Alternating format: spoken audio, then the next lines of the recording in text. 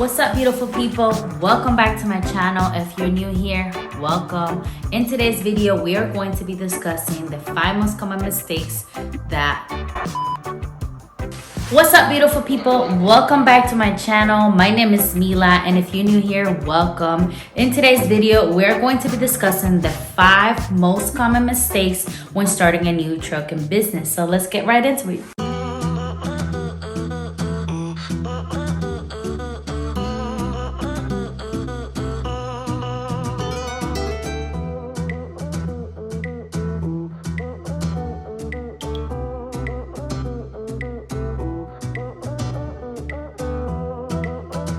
All right, guys, so let's get started. So número uno is company name. Muy importante. We got to think about not only our business structure, but where are we going with this company. Picking a name that is short and sweet. Picking a name that it's not common. Picking a name that you're not using the words transport, transportation, trucking. You're probably asking yourself, why? Why not put transport and transportation? You have transportation in your company. Yes, we made the mistake to name our company Macc Transport and Logistics. So in our name, it's multiple things that are wrong. Not only it's a long name, but we're using the word transport and the word logistics in our name. Why is it wrong, you may ask? When I'm emailing brokers with my long ass email, they have jokes. That's a long name and so forth. So you want to pick something, really think about that you're sending a lot of emails throughout the day. You want to make sure that you're not having to spell out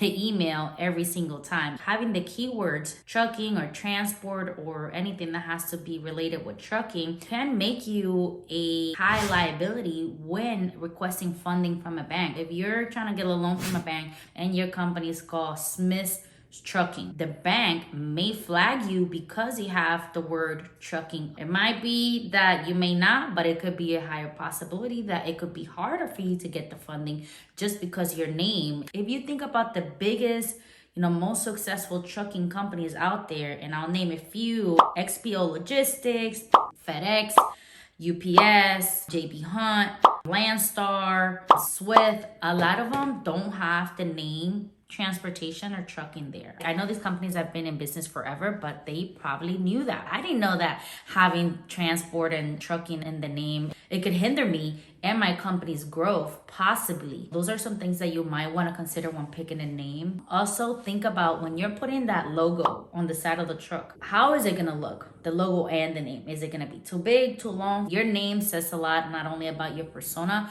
but you want to keep it personal. You want to keep it professional, corporate looking. Another thing that you might want to do is search your name in the US Patent and Trademark search to see if your name and logo has already been used or if you have something that's similar. What you don't want to do is pick a name and next thing you know is you're in business 3 to 4 years down the line, and guess what? Your name has already been trademarked and they can seize your company, right? So meaning you might have to shut down your company because you didn't do your due diligence. Let's get into number 2. Structuring your company based on your operations, right? So for example, are you a one-man show? Do you plan on having employees? Do you plan on growing? So it is important that you know how you plan to structure it. And you know the difference between structuring business structure and tax structure. Now, let's do a disclaimer. I am not a tax advisor. I am not a CPA. I'm none of that. I just went through the process myself for a couple of our businesses, so I kind of know some of the information. So I'm trying to share you guys some of the things of what not to do and really encourage you to go out there and do your due diligence. Hire the proper professionals to do the job to help you set up your company properly if you don't know how to. So there's 4 different ways you can set up your company. You can do a sole proprietorship, a partnership, an LLC, and a corporation. You have to really understand how do you want to set up your company depending on how you plan to grow. Now, the same way with the tax structure. Do you want to do an S corporation? Do you want to be taxed as a partnership? But there's different ways that you can be taxed. It all depends on how you structure your company. So with that being said, we're going to go ahead and move on to número 3. So we're going to get into número 3, number 3, equipment. What about equipment? So you have to really understand how are you going to operate. Are you going to operate non-CDL, which is under 26,001, or are you going to operate under a CDL? So there's different ways that you can operate, and just like there is 1,000 different kinds of equipment that you can also acquire depending on the kind of commodity that you'll be moving. Whether you're going to be moving cars, you'll be a car hauler. You can do a car hauler under non-CDL or CDL. You can do freight. You can do freight under non-CDL or CDL. Dry goods, you can move food. There's a ton of types of equipment that you can get. So really understanding how to maximize your equipment so you can maximize your profits. So for example, I'm gonna speak on my lane. So we are owners of a Hotshot trucking company. We operate CDL. We started non-CDL, so we did learn the non-CDL game, and then we transitioned to the CDL. It gets a little bit tricky when you're purchasing equipment and you're not understanding the combined GVWR, the weight that your truck and trailer is together, plus when you put your commodity on the trailer, how much weight can you haul? If you're running a non-CDL operation, and let's say you have a truck that is 10,000 pounds. Okay, we have a truck that is 10,000 pounds, and then we have a trailer. I'm back. So you have a truck that is 10,000 pounds, and then you have a trailer that is 15,680 pounds. So when you combine it, that gives you a combined weight of 25,680 pounds. So on a combined equipment weight rating, you are under 26,000 pounds. So a lot of people think because the trailer says 14 GN, it means that they can put 14,000 pounds on the trailer. That is incorrect. Really understanding your equipment and what it's rated as and how much you can haul, so you can know that you're operating within the legal limits that you're registered in. So that's just a quick example on how to really focus and really understand how to purchase your equipment before you do, and really understanding how you're gonna operate your business. It doesn't matter what you're driving, you still have to understand how much can you haul and the type of equipment. And I'll give you guys a tip. How much money you're gonna make weekly is going to be defined by the type of trailer that you have. How much money you're going to make is going to be defined by your trailer. Your trailer is going to be your money maker. The length, the type of ramps that you have. Are you air ride? Can you haul farm equipment? Where do you live? Where is your home base? What commodity comes out of there? Is it more cars? Is it more freight? Is it more farm equipment? So really getting familiarized with all that. All right, so we're going to talk about número 4, compliance and authority. Why did I choose compliance and authority?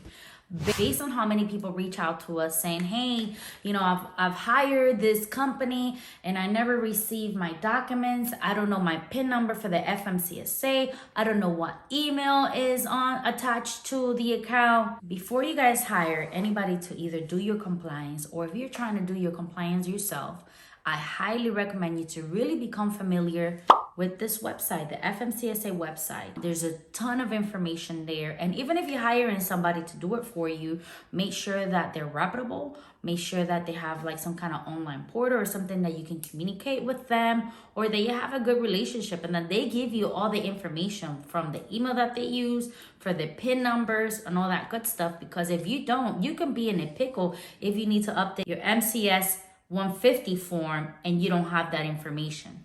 We're gonna go on to one of the most important ones of the biggest mistake, thinking that you will become rich by doing trucking. All right, guys. I know there's a lot of people selling courses. There's a lot of people selling the dream online, whether it's on YouTube, whether it's on Instagram, whether it's in the news. Trucking has the potential to make you a lot of money and has the potential to make you rich, but there's a lot of work that goes into it. There's a lot of work that people don't really show online. And you cannot really get that from a 10 to 15 minute video.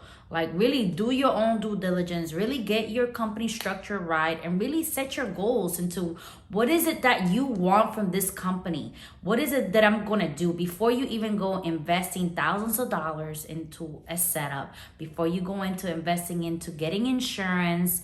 It's a lot of money invested. You can easily invest in equipment alone $150,000. That's not counting the cushion that you're supposed to have, compliance, structuring your company, and then just, you know, to maintain your company, because it takes money to maintain it. Most companies don't become profitable until years 3 and 5. Yes, I will say if you do things correctly in the trucking industry, if you invest in the proper equipment early on and avoid some of the mistakes, you definitely can become profitable before that. But the first couple of years, you're going to be investing money into this company. A lot of people go into thinking that this is easy. Not for 1 minute mistake that running a trucking company it's easy, because it's not. It takes time, it takes sacrifices, it takes a lot of money to keep the wheels turning. Breakdowns do happen. It's not about what breakdown is gonna happen, it's about when it's gonna happen, because it will happen. This is not a get rich quick scheme. This is gonna take time, dedication, and you have to love this, love the industry, love the growth and the opportunity that this can give you for you to invest in other things and be able to create financial wealth for you and your family. With that being said, guys, this was number 5. You know, there's many other mistakes that you can make getting into the industry new, but these are my top 5. How I'm basing this is not only based on us and some of the mistakes that we've done as a company. We get a lot of people reaching out to us, whether it's by emails, whether it's by DMs, whether it's on my husband's YouTube. We get so many people asking the same questions, and I'm like, wow, I have to do a video about this. So here it is, guys. I hope you guys enjoyed this video. If you guys like this video, make sure you give it a thumbs up. Drop in the comments, what do you think is one of the biggest mistakes that people make out there when they get into the trucking company, into the trucking business? Or what was your biggest mistake? If you made a mistake, please share it with the people. Drop it down in the comment. The idea of this video is to avoid people making mistakes that can potentially not only cost you thousands of dollars, but it can cost you your business at the end of the day. With that being said, guys, ciao. I'll see you guys in the next video. Stay tuned. I'm gonna be dropping some more content. So much love. See you guys in the next video.